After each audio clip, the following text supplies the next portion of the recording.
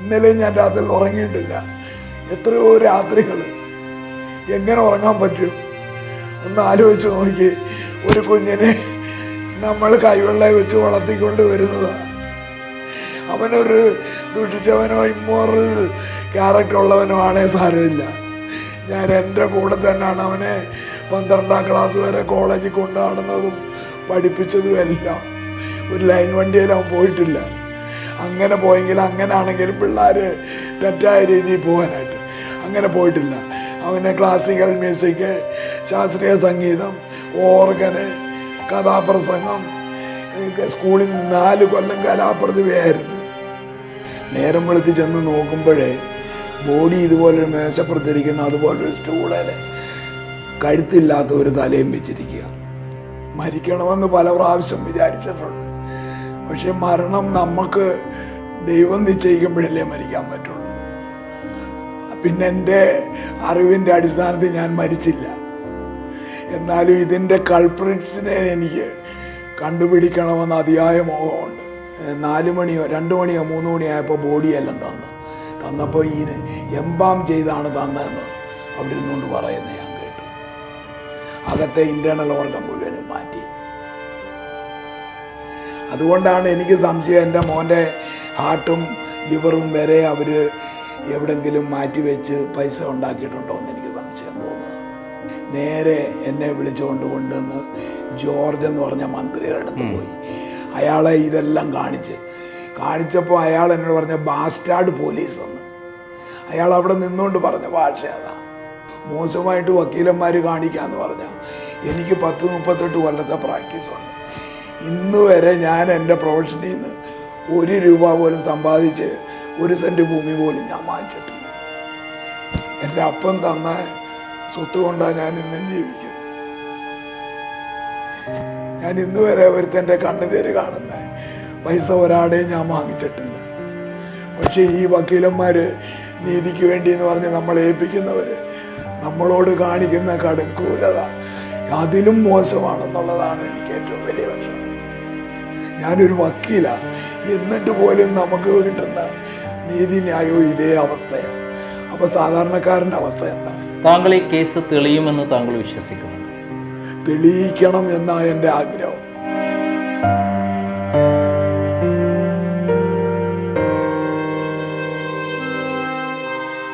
സിദ്ധാർത്ഥൻ എന്ന വിദ്യാർത്ഥിയുടെ ക്രൂരമായ കൊലപാതകം, കേരള മനസാക്ഷിയെ ഞെട്ടിച്ച കൊലപാതകം ഉണ്ടാക്കിയ തീറാ മുറിവുകൾ. ഇപ്പോഴത്തെ അതിനേക്കാൾ ഭീകരമായ ഒരു കൊലപാതകത്തിൻ്റെ കഥയാണ്, റാഗിങ്ങിൻ്റെ കഥയാണ് ഞാൻ പറയാൻ പോകുന്നത്. ഒരു അഡ്വക്കേറ്റിൻ്റെ മകൻ ക്രൂരമായി റാഗിങ്ങിനിരയാവുകയും പിന്നീട് കഴുത്തറുത്ത് ഭീകരമായി കൊല്ലുകയും ചെയ്തിട്ടുള്ള ഞെട്ടിക്കുന്ന കഥ. ഇത് അദ്ദേഹത്തിൻ്റെ പിതാവ് തന്നെയാണ് നമ്മളോട് വിവരിക്കുന്നത്. പത്തനംതിട്ടയിൽ നിന്നുള്ള അദ്ദേഹത്തിൻ്റെ പിതാവ് അഡ്വക്കേറ്റ് രാധാകൃഷ്ണൻ നമ്മളോടൊപ്പമുണ്ട്. നമസ്കാരം.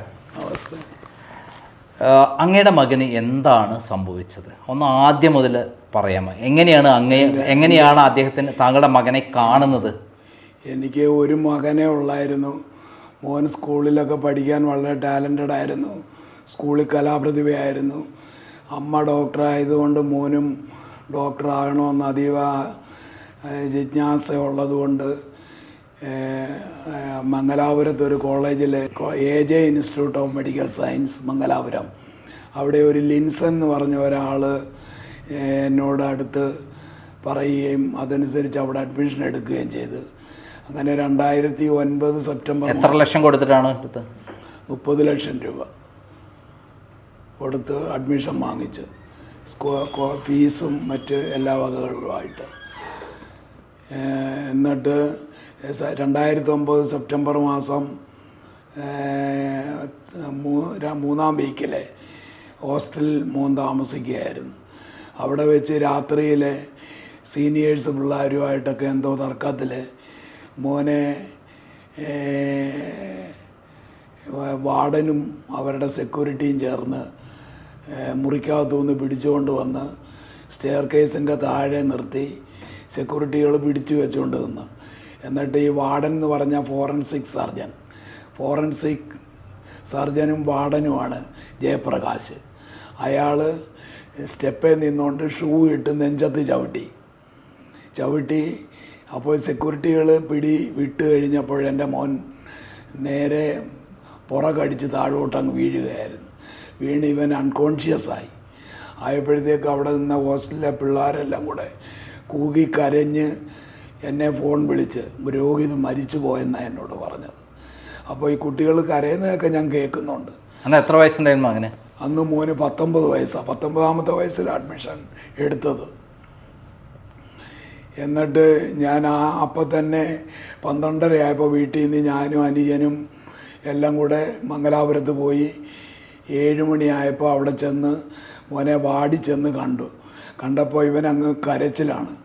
എനിക്കിവിടെ പഠിക്കാൻ വയ്യ, നിൽക്കാൻ വയ്യ, എന്നെയും കൊണ്ടുപോകണമെന്ന് പറഞ്ഞ്. അപ്പം ഞങ്ങൾ എന്താ കാര്യമെന്ന് ചോദിച്ച ഉടനെ എന്നെ മുറിയിൽ നിന്ന് പിടിച്ചുകൊണ്ട് പോയി ഉപദ്രവിച്ചതാണ് ജയപ്രകാശ് സെക്യൂരിറ്റികളോ എന്ന് പറഞ്ഞ്. എന്നിട്ട് ഞാൻ ഉടനെ തന്നെ അഡ്മിഷൻ വാങ്ങി തന്ന ലിൻസൻ എന്ന് പറഞ്ഞ് ആ പുള്ളിയോട് എന്ന് വിവരങ്ങൾ പറഞ്ഞ്. അപ്പോൾ അദ്ദേഹം എന്നോട് പറഞ്ഞ് ഈ കോളേജിൻ്റെ ഓണറെ കാണാം, അദ്ദേഹത്തോട് പരാതിപ്പെട്ടാൽ മേലിൽ ആവർത്തിക്കത്തില്ലെന്ന് പറഞ്ഞ്. അപ്പം ഞാൻ പറഞ്ഞു അങ്ങനെ പരാതിപ്പെട്ടാൽ ഇയാൾ വാർഡനും ഫോറൻസിക് പ്രൊഫസറുമാണ്, ഇനി ആ വശി വെച്ച് പിന്നെ എൻ്റെ മോനോട് പ്രതികാരം വീട്ടാൻ സാധ്യത ഉണ്ട്, അതുകൊണ്ട് വേണ്ടെന്ന് പറഞ്ഞ്. അപ്പോൾ ഇയാൾ പറഞ്ഞ് അങ്ങനല്ല, ഞാൻ രോഹിതിൻ്റെ ലോക്കൽ ഗാർഡിയനാണ്, ഞാനാണ് അഡ്മിഷൻ വാങ്ങിച്ചു തന്നെ, അതുകൊണ്ട് എൻ്റെ ഒരു കുട്ടിക്ക് അങ്ങനെ ഉണ്ടാകാൻ പാടില്ല എന്ന് ഇയാൾ പിന്നെ എന്നെ കൊണ്ട് നിർബന്ധിച്ച് സമ്മതിപ്പിച്ച് ഇതിൻ്റെ ഓണറെ പോയി കണ്ട്. ഓണറുടെ പേരെന്താണ്? ഓണറുടെ പേര് ഞാൻ ഓർക്കുന്നില്ല, ഇത്തിരി പ്രായമുള്ള ആളാണ്. അപ്പോൾ ആ പുള്ളിയെ ചെന്ന് കണ്ടപ്പോൾ ഈ ജയപ്രകാശിനെ വിളിപ്പിച്ച്, വാർഡൻ ആയിരുന്ന ഫോറൻസിക്കിൻ്റെ പ്രൊഫസറെ വിളിപ്പിച്ചപ്പോൾ അയാൾ വന്നില്ല. പിന്നെയും സെക്യൂരിറ്റിയെ വിട്ട് വിളിപ്പിച്ചുകൊണ്ട് വന്ന് അയാളോട് ചോദിച്ച്, എടാ നിൻ്റെ മോൻ്റെ പ്രായമേ അല്ലേ ഉള്ളൂ, 19 വയസ്സുള്ള ഒരു കുട്ടിയെ ഷൂ ഇട്ട് നീ ഇങ്ങനെ ചവിട്ടേണ്ട കാര്യം എന്താടാ എന്ന് അയാൾ ചോദിച്ചിട്ട് പറഞ്ഞ് നീ ഇങ്ങനെ മേലിൽ ഉപദ്രവിക്കരുതെന്ന് പറഞ്ഞ് എന്നൊക്കെ ഉപദേശവും കൊടുത്ത് വിട്ടതാ. പക്ഷേ അയാൾക്ക് അതൊരു ഭയങ്കര വാശി പോലായി. അത് കഴിഞ്ഞ് സീനിയേഴ്സിനെ കൊണ്ടും ടീച്ചേഴ്സിനെ കൊണ്ടും എൻ്റെ മോനെ ഒരുപാട് ഹരാസ് ചെയ്യിപ്പിക്കുന്നുണ്ട്, പല പ്രാവശ്യം ക്ലാസ്സിലിരിക്കുമ്പോഴും ഒക്കെ. അങ്ങനെ ഫസ്റ്റ് ഇയർ കഴിഞ്ഞ് അതിലെ 4 പരീക്ഷ അവൻ എഴുതി ജയിച്ച് സെക്കൻഡ് ഇയറിലെ വന്നപ്പം ഇയാളുടെ വിഷയമായി ഈ ഫോറൻസിക്കിന് ഇൻറ്റേർണൽ എക്സാമുണ്ട്, ആ പരീക്ഷയ്ക്ക് ഇയാൾ മാർക്ക് കൊടുക്കത്തില്ല, അത് കൊടുക്കാത്തതുകൊണ്ട് എഴുതാനും പറ്റത്തില്ല. അപ്പോൾ അങ്ങനെ അപ്പം ഞാൻ അവിടെ വേറെ ഒരു ടീച്ചറുണ്ട്, ഒരു ലക്ഷ്മി എന്ന് പറഞ്ഞ്, ആ ടീച്ചറെ പോയി കണ്ടിട്ട് ഞാൻ പറഞ്ഞു എൻ്റെ മോന് വല്ല സംശയങ്ങളുണ്ടെങ്കിൽ ഒന്ന് ക്ലാരിഫൈ ചെയ്തു കൊടുക്കണം, അതുപോലെ ഈ ഫോറൻസിക്കിലെ അയാളോട് പറഞ്ഞിട്ട് ഇൻറ്റേർണൽ മാർക്കും ഒന്ന് ചെയ്യാനുള്ള പരീക്ഷ എഴുതാൻ അനുവദിപ്പിക്കണമെന്ന് പറഞ്ഞ്. അങ്ങനെ അവർ പറഞ്ഞ് ഞാനത് പറയാമെന്ന് പറഞ്ഞ്, പിന്നെ അവർ പറഞ്ഞ് ഞാൻ പറഞ്ഞിട്ട് അയാൾ സമ്മതിക്കുന്നില്ല. അങ്ങനെ സെക്കൻഡ് ഇയറിലെ പരീക്ഷ എഴുതാൻ സമ്മതിച്ചില്ല. തേർഡ് ഇയറും കഴിഞ്ഞ് ആ സമയത്തെല്ലാം ഞാൻ ചെന്ന് ഇയാളോട് പറയുന്നുണ്ട്, എങ്ങനെങ്കിലും എനിക്കൊരു മോനെ ഉള്ള, അവനെ ആഗ്രഹം കൊണ്ട് പഠിക്കാൻ വന്ന അവനെ ഉപദ്രവിക്കല്ലെന്ന്. അപ്പോൾ ഇയാൾ ഈ സീനിയേഴ്സിനെ കൊണ്ടും മറ്റുള്ളവരെ കൊണ്ടും ഒക്കെ ഇങ്ങനെ ഹരാസ് ചെയ്യിക്കുകയും ഉപദ്രവിക്കുകയും ചെയ്തുകൊണ്ടിരുന്നു. ഹോസ്റ്റലിൽ പഠിച്ച് 4ാം കൊല്ലമായപ്പോഴേ ഹോസ്റ്റലിൽ നിന്ന് മാറാനായിട്ട് ശ്രമിച്ചപ്പോൾ കോളേജുകാർ പറഞ്ഞ് മാറാൻ പറ്റത്തില്ലെന്ന്. അപ്പോൾ ഈ ഗോപികൃഷ്ണനും അർജുൻ പണിക്കരും ഞങ്ങളോട് വിളിച്ച് പറഞ്ഞ് ഹോസ്റ്റലിൽ നിന്ന് മാറാൻ ഒരുങ്ങും അവനെ, അതുകൊണ്ട് ഹോസ്റ്റലിൽ നിന്ന് മാറാൻ അവർ സമ്മതിക്കത്തില്ലെന്ന്. അങ്ങനെ മാറിയാൽ എന്തെങ്കിലും പ്രശ്നം വന്നാൽ അവർ ഉത്തരവാദിയല്ലെന്ന് പറഞ്ഞെന്ന്. അപ്പം മോൻ പറയുന്നത് ഹോസ്റ്റലിൽ ഇവനെ ഏറ്റവും മേളത്തെ നിലയെ കൊണ്ടിട്ടിട്ട് ഈ തോറ്റ് കിടക്കുന്ന ഒരു പറ്റം ആൾക്കാരുണ്ട്, അവർ വളരെ മോശമായ സ്വഭാവമുള്ളവർ, അവരുടെ കൂടെ കൊണ്ടിട്ട് ഇവനെ ഉപദ്രവിക്കാനും ഒക്കെ ഉള്ള ശ്രമമാണ് അവർ ചെയ്യുന്നതെന്നാണ് മോൻ പറയുന്നത്. അതുകൊണ്ട് അവന് ഹോസ്റ്റലിൽ നിൽക്കാൻ പറ്റില്ലെന്ന് പറഞ്ഞ്, പഠിക്കാനും പറ്റത്തില്ല. അങ്ങനെ ഞാൻ പറഞ്ഞു ശരി ഞാനിവിടെ കൂടെ വരാം, വെളിയിൽ റൂം എടുത്തിട്ട് അങ്ങനെ ഞങ്ങളൊരു വീടെടുത്ത് അവിടെ താമസിച്ചുകൊണ്ടിരിക്കുക. 2013 ഒക്ടോബർ മാസം, ഒക്ടോബർ ഞാൻ പോയി താമസിച്ച്, സെപ്റ്റംബർ ഞാൻ പോയി താമസിച്ച്, ഡിസംബറിൽ വൈഫ് പോയി താമസിച്ച്, ജനുവരിയിൽ ഞങ്ങൾക്ക് പോകാൻ പറ്റിയില്ല. ഫെബ്രുവരി ആയപ്പോഴേ മോനെ ഫെബ്രുവരി മാസം 3rd വീക്കിൽ മോൻ വെളിയിൽ പോയി ഭക്ഷണം കഴിച്ചിട്ട് വരുമ്പോൾ ഒരു 8 മണിയായപ്പോഴേ വീടിനടുത്തുള്ള ഒരു റോഡിൽ വെച്ച് ഒരു 5-8 ചെറുപ്പക്കാർ പരിചയമുള്ളവരെല്ലാം മോട്ടോർ സൈക്കിളെ വന്ന് ഇവൻ്റെ കാറിൻ്റെ മുന്നേ കൊണ്ടുവന്ന് ചാടി. എന്നിട്ട് അവരുടെ വണ്ടിയുടെ മഡ്ഗാർഡ് ഏതാണ്ട് ചീത്തയാവുമോ, എൻ്റെ മോൻ്റെ വണ്ടിയുടെ ബമ്പറും പോയി. എന്നിട്ട് ഇവന്മാരെല്ലാം കൂടെ പിച്ചാത്തിയും കടാരിയും എടുത്ത് കൊല്ലുവടാന്നും പറഞ്ഞുകൊണ്ട് ചെന്ന് ഭീഷണിപ്പെടുത്തി പൈസ വേണമെന്നും പറഞ്ഞ് ആവശ്യപ്പെട്ട് ഫെബ്രുവരി മാസം 3rd വീക്കിൽ 22, 23 അങ്ങനെ പറഞ്ഞ് മോൻ ഉടനെ തന്നെ വിളിച്ച് എന്നോട് പറഞ്ഞ്, ഞാൻ പറഞ്ഞ് നീ വൈകിട്ടത്തെ ട്രെയിൻ കയറി ഇഞ്ഞു വാന്ന് പറഞ്ഞ് ഇവിടെ വന്ന് പിറ്റേ ദിവസം ഇവിടെ വന്നപ്പോൾ ഞാൻ ഉച്ചയായപ്പോൾ എൻ്റെ കാറിൽ അവനെയും കൂട്ടിക്കൊണ്ട് ഞങ്ങൾ മംഗലാപുരത്ത് പോയി. ഞാൻ അവിടെ ചെന്ന് ഈ സംഭവത്തെക്കുറിച്ച് അന്വേഷിച്ച് ഒരു മനുഷ്യർക്കും അറിയില്ല അങ്ങനൊരു സംഭവം നടന്നതായിട്ട്, ആരും പറയുന്നില്ല. ഇവിടെ ഞാൻ കോളേജിൽ പോയി ഇവൻ്റെ ടീച്ചറിനെ പലരെ പോയി കണ്ട് ഈ കുഞ്ഞാലിക്കുട്ടി സാറിൻ്റെ ഒരു അളിയൻ അവിടെ പഠിപ്പിക്കുന്നുണ്ട് ഫിസിയോളജി. അദ്ദേഹത്തെ പോയി കണ്ടപ്പോൾ അദ്ദേഹം എൻ്റെ മോനെക്കുറിച്ച് വളരെ ലവബിളായിട്ടും സ്നേഹമായിട്ടും സംസാരിച്ച് നല്ലവണ്ണം പഠിക്കുന്ന കുട്ടിയാണ്, അങ്ങനെയുള്ള തെറ്റായ ഒരു സ്വഭാവമുള്ളവനല്ലെന്നൊക്കെ അയാൾ പറഞ്ഞ് നല്ലവണ്ണം പഠിക്കണമെന്നും പറഞ്ഞ് ഉപദേശമൊക്കെ കൊടുത്ത് അങ്ങനെ പല ടീച്ചേഴ്സിനെയും പോയി കണ്ടപ്പോൾ ഞാൻ ഇയാളെയും പോയി കണ്ടിട്ട് ഞാൻ പറഞ്ഞു, സാറേ അവനെ 4ാം കൊല്ലമായി അവനിനിയും പരീക്ഷ എഴുതാൻ സാർ അനുവദിക്കണമെന്ന് തന്നെ ഞാൻ ചെയ്യത്തില്ലെന്ന് പറഞ്ഞു. ജയപ്രകാശ് അതിൻ്റെ മുഖത്ത് നോക്കി പറഞ്ഞ് ഇൻ്റേണൽ മാർക്ക് ഞാൻ തന്ന് അവൻ പരീക്ഷ എഴുതത്തില്ലെന്ന് പറഞ്ഞു. പക്ഷെ ഞാൻ മോനോട് പറഞ്ഞില്ല.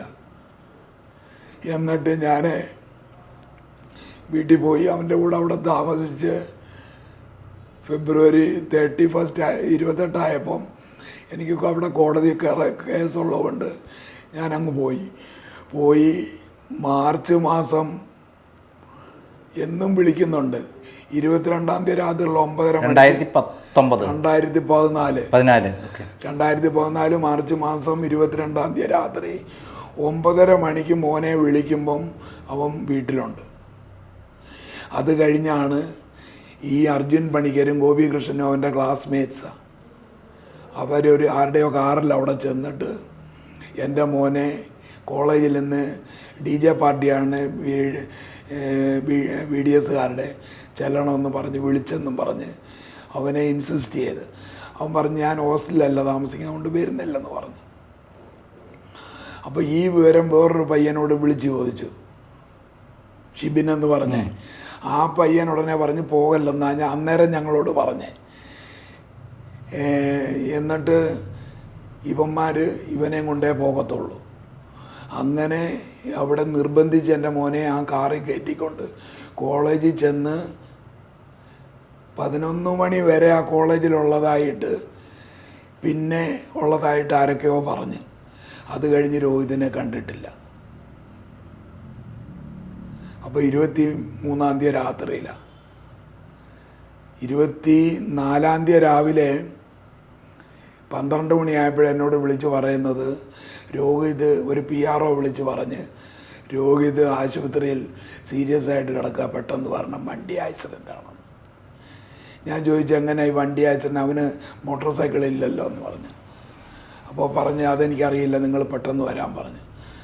അപ്പോഴത്തേക്ക് ഞാൻ 12 മണി 1:30 ആയപ്പോൾ ഞാനും, അപ്പോൾ എൻ്റെ അനിയൻ എറണാകുളത്തുണ്ട്, അനിയൻ അഡ്വക്കേറ്റാണ്, അവനോട് പറഞ്ഞു നീ അങ്ങോട്ട് പോയിരുന്നോ, അനിൽകുമാർ, നീ അങ്ങോട്ട് പോക്കോ, ഞാൻ പുറകെ വരാമെന്ന് പറഞ്ഞ്. അപ്പോൾ അവനങ്ങ് ചെന്ന് വയ്യ ഉച്ചയായപ്പോഴത്തെ അല്ല 1 മണിക്ക് തിരിച്ച് രാത്രി 10 മണി 12 മണിയായപ്പോൾ അവൻ അവിടെ ചെന്ന് കഴിഞ്ഞ് ഞാനിവിടുന്ന് അങ്ങോട്ട് ചെല്ലുമ്പോഴേ എന്നെ ഈ കോളേജിൽ നിന്ന് ഈ പിള്ളേരും പലരും പെട്ടെന്ന് വാ എന്ന് പറഞ്ഞ്. ഞാൻ പറഞ്ഞ് റോഡിൽ ഭയങ്കര ട്രാഫിക്കാണ്, അങ്ങനെ ധൃതി പിടിച്ച് വരാൻ പറ്റുന്നില്ലെന്ന് പറഞ്ഞ്. അപ്പം മോൻ്റെ അന്നുണ്ടായിരുന്ന ഒരു വാർഡനെ എനിക്ക് പരിചയമുണ്ട്, അയാളുടെ നമ്പർ എൻ്റെ കയ്യിലുണ്ടായിരുന്നു. ഞാനപ്പോൾ ആ നമ്പർ വെച്ച് അയാളെ വിളിച്ചിട്ട് പറഞ്ഞ് സാറേ എൻ്റെ മോൻ ഏതോ അപകടം ഉണ്ടായി ആശുപത്രിയിലാണെന്ന് പറഞ്ഞ് സാറൊന്ന് നോക്കണേ.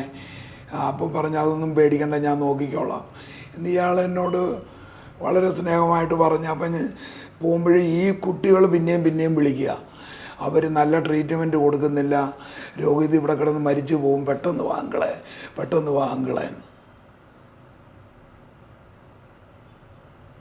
മോർച്ചറിയിൽ ബോഡി വെച്ചോണ്ടാണ് എന്നെ ഈ വിളിച്ചു പറയുന്നത്. എന്നിട്ട് വെളുപ്പിനെ 3 മണിക്ക് ഞാനിവിടെ വന്നപ്പം ഈ പിള്ളേരെല്ലാം കൂടെ കോളേജിൻ്റെ മുറ്റത്ത് നിൽക്കുക, അർജുൻ പണിക്കരും ഗോപികൃഷ്ണനും ഇവരെല്ലാം. അപ്പം ഞാൻ ചോദിച്ചു എൻ്റെ മോൻ എന്ത് ചെയ്യാൻ ചോദിച്ചു. അപ്പോഴേ ഇവന്മാർ പറയുന്നത് മരിച്ചു പോയെന്ന്. അപ്പോൾ അതുവരെ ഞാൻ വിചാരിച്ചത് മരിച്ചിട്ടില്ലെന്ന്. അപ്പോൾ ഞാൻ പറഞ്ഞു എൻ്റെ മോനെ എനിക്ക് കാണണമെന്ന് പറഞ്ഞു. അപ്പോൾ പറഞ്ഞ് രാവിലെ കാണിക്കാൻ പറ്റുള്ളൂ എന്ന്. ഞാൻ ചോദിച്ചു ഇതെങ്ങനെയാണ് സംഭവിച്ചതെന്ന് ചോദിച്ചു. അപ്പോൾ യുവന്മാരൊരു കഥ പറഞ്ഞ്, ഞങ്ങൾ രോഹിതിൻ്റെ അവിടെ പോയി ഫുഡ് വാങ്ങിച്ച്, അതിലൂടെ ഫുഡ് വാങ്ങിക്കാൻ പോയപ്പോൾ എൻ്റെ മോട്ടോർ സൈക്കിളിൽ രോഹിത് കയറി, ഞാൻ വേറൊരു മോട്ടോർ സൈക്കിളിൽ കയറി ഫുഡ് ടൗണിൽ പോയി വാങ്ങിച്ചുകൊണ്ട് തിരിച്ച് വരുമ്പോൾ രോഹിത് ബീച്ച് റോഡിൽ പോയി, പിന്നെ കണ്ടില്ല. ഞങ്ങൾ തിരിച്ച് രോഹിതിൻ്റെ അപ്പാർട്ട്മെൻറ്റ് വന്ന് കിടന്നുറങ്ങിയെന്ന്. അപ്പോൾ ഞാൻ ചോദിച്ചു രോഹിതിൻ്റെ താക്കോൽ എങ്ങനെ നിൻ്റെ കിട്ടി? അതുപോലെ രോഹിതിൻ്റെ വണ്ടി ഇന്ത്യയെ, രോഹിതിൻ്റെ മൊബൈലിൽ വിളിക്കാൻ ഞാൻ എന്താ? കാണാതിരുന്നപ്പോൾ പോലീസിനോട് നിങ്ങൾ അറിയിക്കാതെ എന്താ? കോളേജിൽ എന്തുകൊണ്ട് പോയി അറിയിച്ചില്ല? അല്ലെ ഞങ്ങളെ ഒന്ന് വിളിച്ച് പറയാമല്ലോ. അതിനൊന്നും മറുപടിയില്ല. നേരം വെളുത്തി ചെന്ന് നോക്കുമ്പോഴേ ബോഡി ഇതുപോലൊരു മേശപ്പുറത്തിരിക്കുന്ന അതുപോലൊരു സ്റ്റൂളിൽ കഴുത്തില്ലാത്ത ഒരു തലയും വെച്ചിരിക്കുക. എന്തായിരുന്നു ബോഡിയിലുണ്ടായിരുന്ന? എന്നിട്ട് ലെഫ്റ്റ് സൈഡ് ഇവിടം ഇങ്ങനെ പൊളന്നിരിക്കുക. എനിക്ക് അങ്ങനെ പൊളന്നിരിക്കണമെങ്കിൽ അതേ കോളേജിൽ തന്നെ, ആ കോളേജിൽ തന്നെ, ഫോറൻസിക് പ്രൊഫസറുള്ള അതേ കോളേജിൽ തന്നെ, ആ കോളേജിൽ തന്നെ, ആ മോർച്ചറിയിലാണ്. ഈ പോസ്റ്റ്മോർട്ടം നടത്തണമെങ്കിൽ ഈ ഫോറൻസിക് ഡോക്ടർ വേണം. അവർ എന്നിട്ട് ഞാൻ അത് കണ്ടപ്പം അത് കഴിഞ്ഞിട്ട് വലത്തെ കാലിൻ്റെ അര മുതൽ താഴെ വരെ നിലത്തൂടെ ബോഡി വലിച്ചുകൊണ്ട് പോയ സ്ക്രാച്ചസ്. ഈ ഇടത്ത് സൈഡിൽ ഭയങ്കര ഒരു മുറിവ്. ആ മുറിവെന്ന് പറഞ്ഞത് ഹാർട്ട് മുറിച്ചു മാറ്റുന്നതിനോ ലിവർ മുറിച്ചു മാറ്റുന്നതിനോ വേണ്ടി മാത്രം ഉണ്ടാക്കിയിട്ടുള്ളൊരു മുറിവായിട്ടാണ് എനിക്ക് തോന്നുന്നത്. അല്ലേ പിന്നെ ഇത്രയും ഇവിടെ ഇങ്ങനെ തുറന്നിരിക്കേണ്ട ആവശ്യം. തല വേറെ കിടക്കുകയെന്നല്ലേ പറഞ്ഞത്? തല വേറെ കിടക്കുക. അത് എങ്ങനെ സംഭവിച്ചു?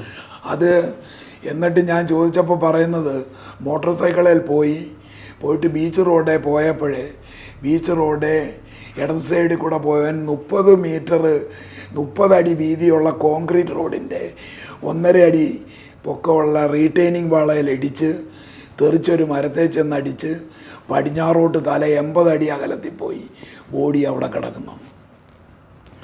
ഞാൻ പറഞ്ഞു എനിക്കത് കാണണമെന്ന് പറഞ്ഞ്. അങ്ങനെ ആ സ്ഥലത്ത് ചെന്നപ്പോഴേ ഒരിക്കലും സംഭവ്യമല്ലാത്ത ഒരു പ്ലേസ് ഓഫ് ഒക്കറൻസ്.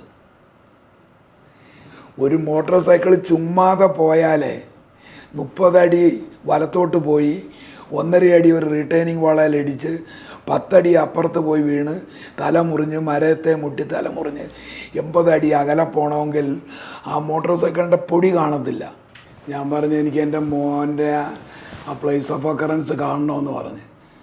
അങ്ങനെ ഞാൻ ആ സ്ഥലത്ത് ചെന്നപ്പോഴേ ഈ മോൻ കടന്ന സ്ഥലത്ത് നോക്കിയിട്ട് ഒരു തുള്ളി രക്തത്തിൻ്റെ മയം അവിടെങ്ങും കാണുന്നില്ല.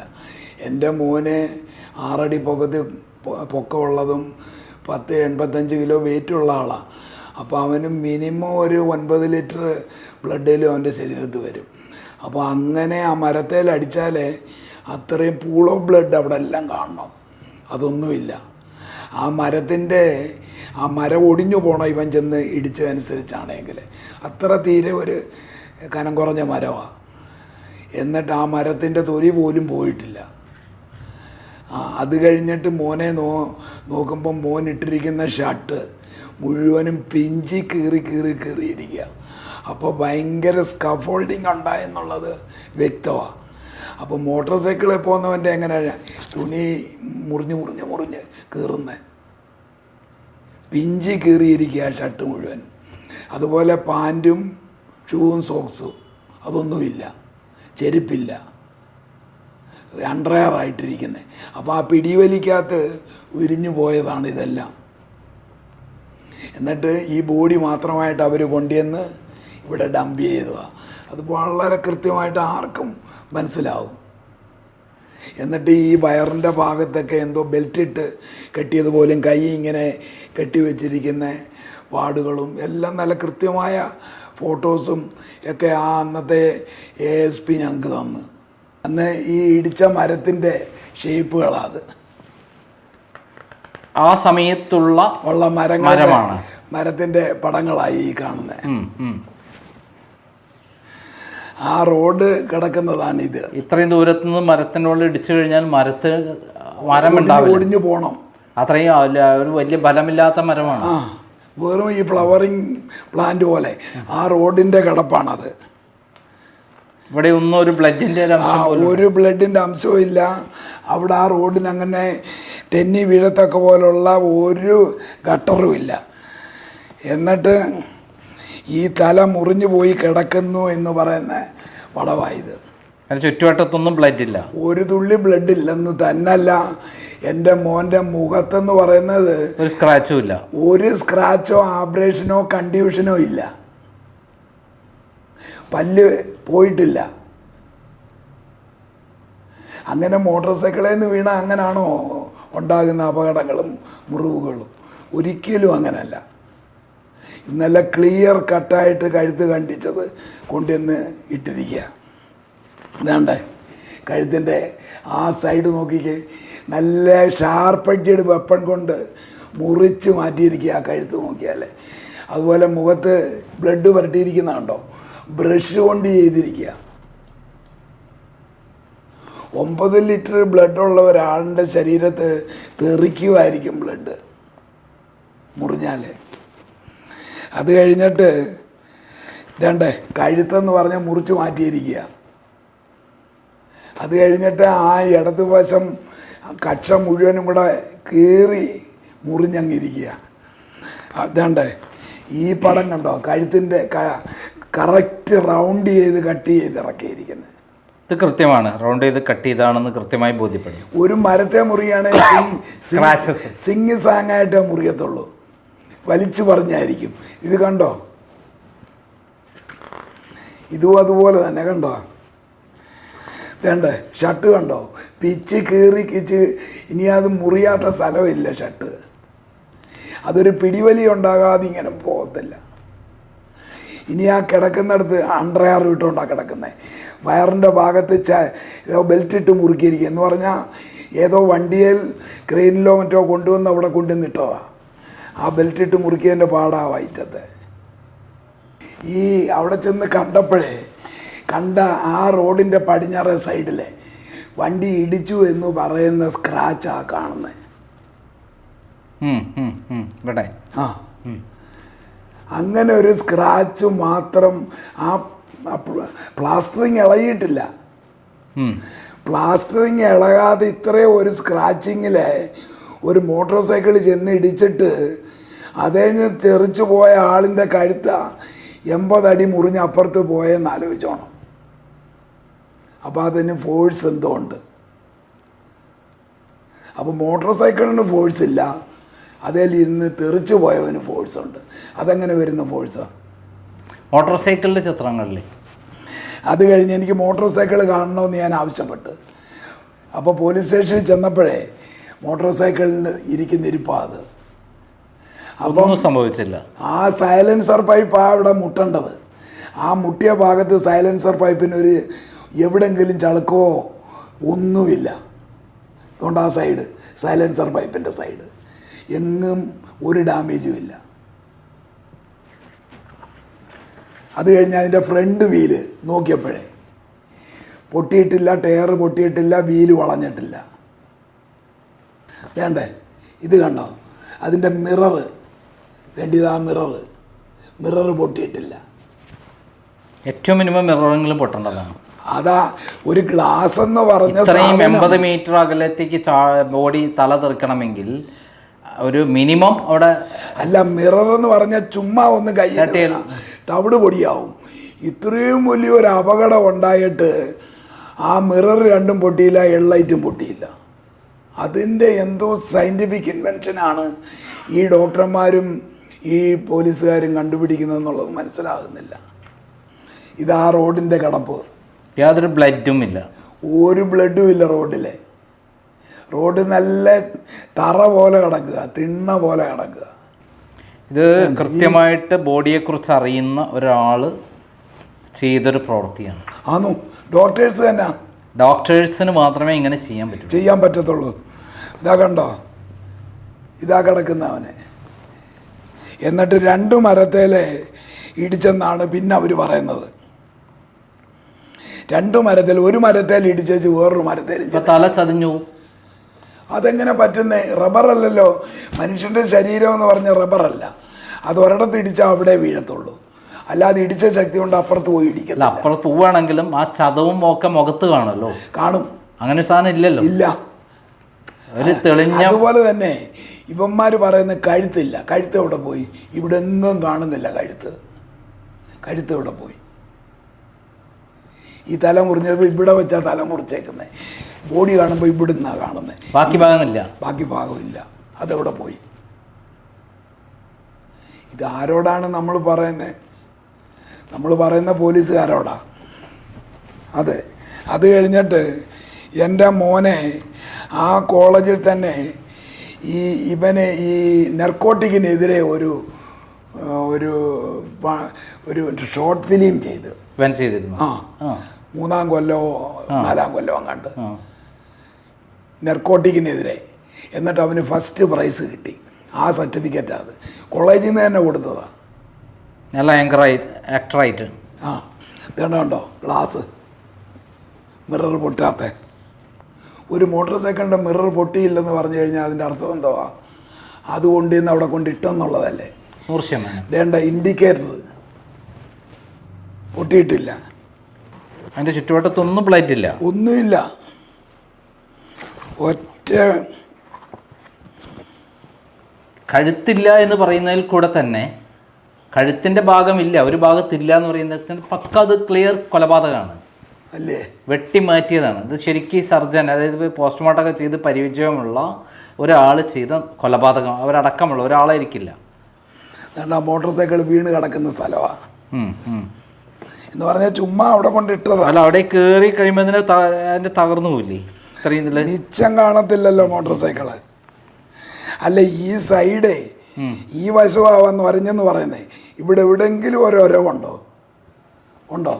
എൻ്റെ മോൻ തെറിച്ച് പോകണമെങ്കിൽ അതിനൊക്കെ ഒരു ഇടി ഉണ്ടായാലല്ലേ അതിൽ നിന്ന് ഇവനൊരു ഫോഴ്സ് ഉണ്ടായിട്ട് തിരിച്ച് പോകേണ്ടത്. വേണ്ടേ മിറർ.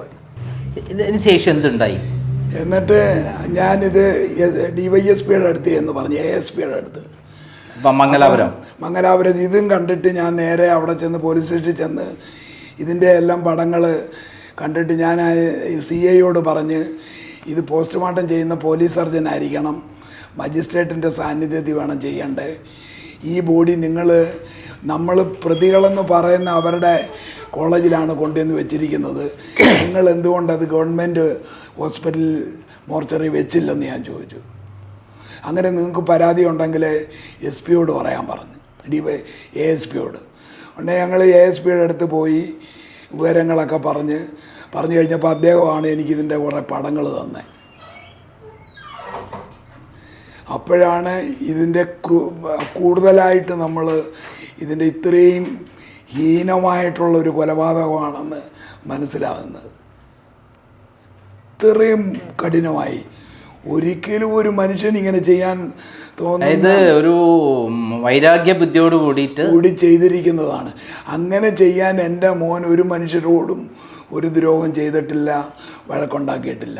പക്ഷേ ഈ കോളേജിൽ നിന്ന് ഹോസ്റ്റലിൽ നിന്ന് മാറി താമസിച്ചു എന്നുള്ളൊരു കാരണമുണ്ട്.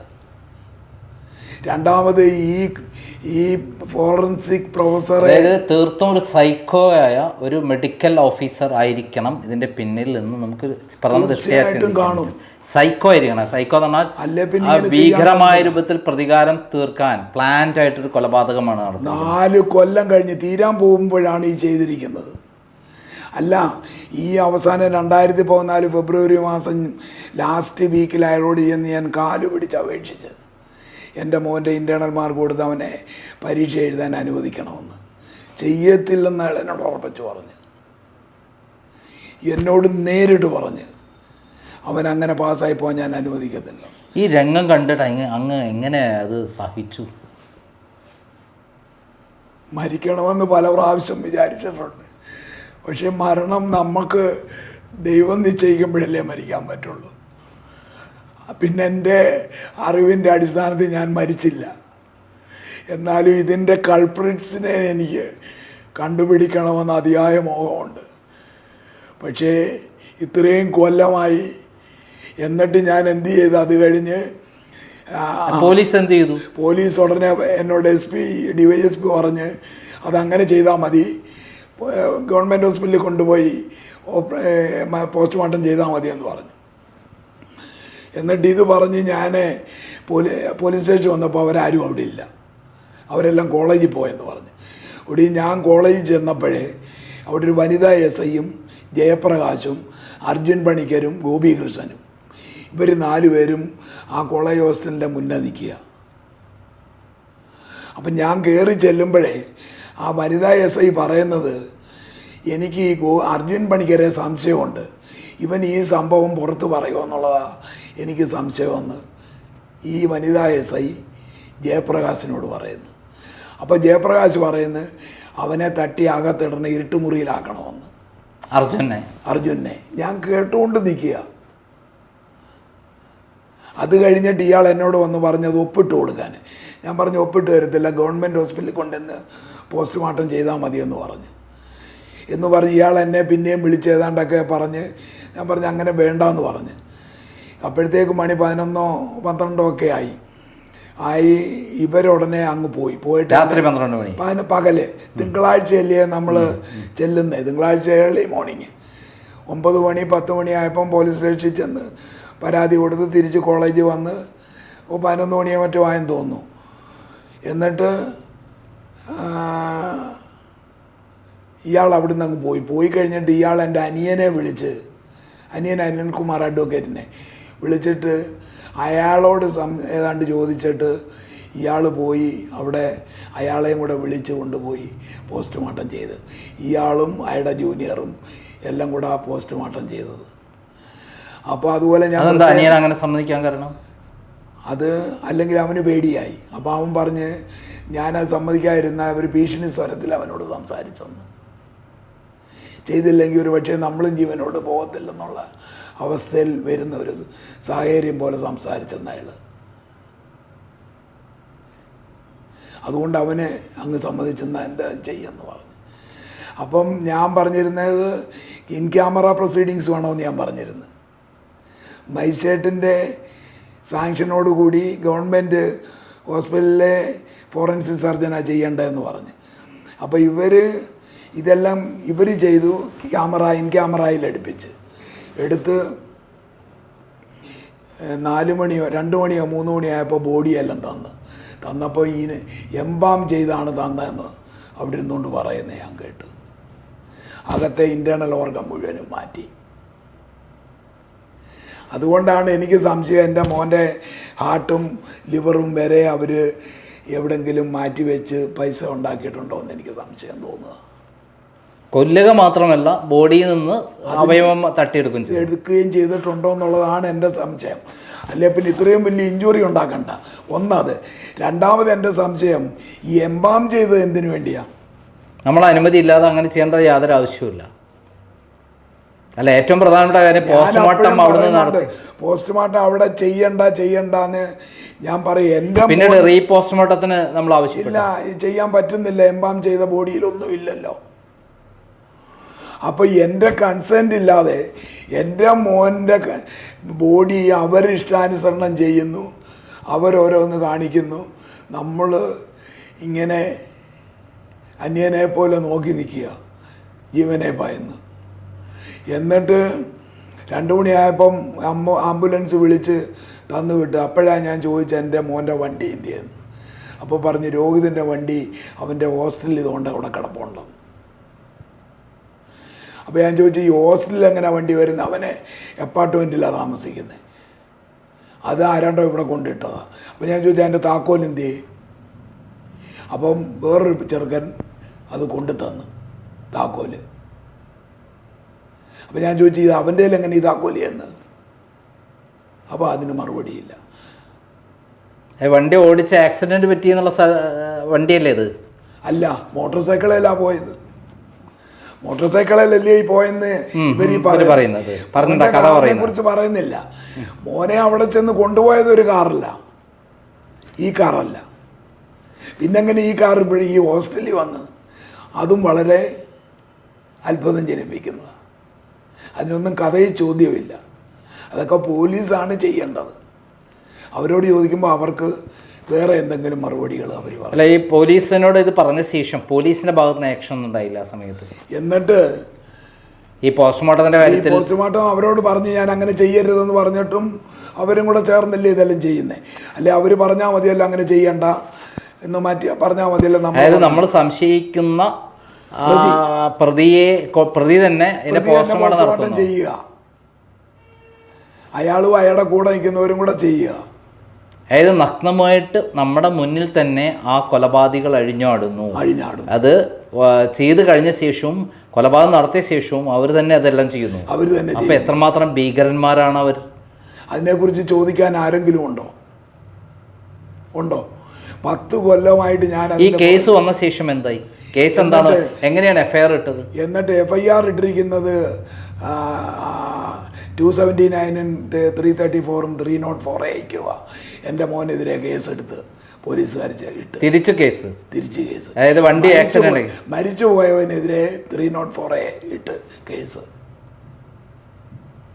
അതാര് പറഞ്ഞു കൊടുത്തതാ? അതാ ഗോപികൃഷ്ണൻ്റെ അപ്പൻ പോലീസുകാരനാണല്ലോ, അയുടെയും കൂടെ ബുദ്ധിയായിരിക്കും. അപ്പം ഞാനവിടെ ചെന്നപ്പോഴത്തേക്ക് ഇവരുടെ പ്രതികളുടെ അപ്പന്മാരെല്ലാം അവിടെ വന്നിട്ടുണ്ട്. അവരെയെല്ലാം നേരത്തെ അറിയിച്ച്.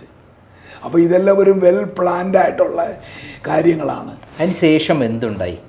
എന്നിട്ട് അത് കഴിഞ്ഞ് ഞാൻ പറഞ്ഞു എനിക്ക് പോസ്റ്റ്മോർട്ടത്തിൻ്റെ റിപ്പോർട്ട് തരാൻ പറഞ്ഞു. അപ്പം പറഞ്ഞു അതൊന്നും തരത്തില്ല, നിങ്ങൾ പൊക്കോളാൻ പറഞ്ഞു. പൊക്കോളാൻ പറയുന്ന ഭാഷയൊക്കെ വേറെയാണ്. ഞങ്ങൾ ശവം എടുത്ത് വണ്ടിയെടുത്ത് ഞങ്ങളങ്ങ് പോയി. കോളേജിലെ കുട്ടികളുടെ സപ്പോർട്ടൊന്നും നമുക്കുണ്ടായില്ല. ഇല്ല, ആരും പേടിച്ചിറങ്ങിയില്ല. ഇല്ല, ഒറ്റ പിള്ളേരോട് ഇങ്ങനെ ഒരു ആക്സിഡന്റ് ആയി കഴിഞ്ഞാൽ അങ്ങനെ ഭീഷണിപ്പെടുത്തി പിള്ളേരെ. കോളേജിൽ എന്തെങ്കിലും വേണ്ടാത്ത കാര്യങ്ങൾ പുറത്തു പോയാൽ ഒരെണ്ണം പോലും പാസ്സായി പോകത്തില്ലെന്ന് പല കുട്ടികളും പറഞ്ഞതായിട്ട് ഞാൻ അറിഞ്ഞ്. അതുകൊണ്ട് ഒരു കുട്ടികളും ഇതിനെക്കുറിച്ച് ഒരു കാര്യവും പുറത്ത് പറയുന്നില്ല. ഞങ്ങൾ പോയി കുറേ കഴിഞ്ഞപ്പോൾ ഞങ്ങളെ ഈ ASP രവികുമാർ വിളിച്ച് നിങ്ങളവിടെ എത്തിയെന്ന് ചോദിച്ചു. ഞങ്ങൾ കേരളത്തെത്തിയോ എന്ന് ചോദിച്ചു. ഞാൻ പറഞ്ഞു ഞങ്ങൾ എത്തിയെന്ന് പറഞ്ഞ്. എന്നാൽ പെട്ടെന്ന് പൊക്കോളാൻ പറഞ്ഞ്. എന്തിനങ്ങനെ പുള്ളി വിളിച്ചു ചോദിച്ചെന്ന് നമുക്കറിയില്ല.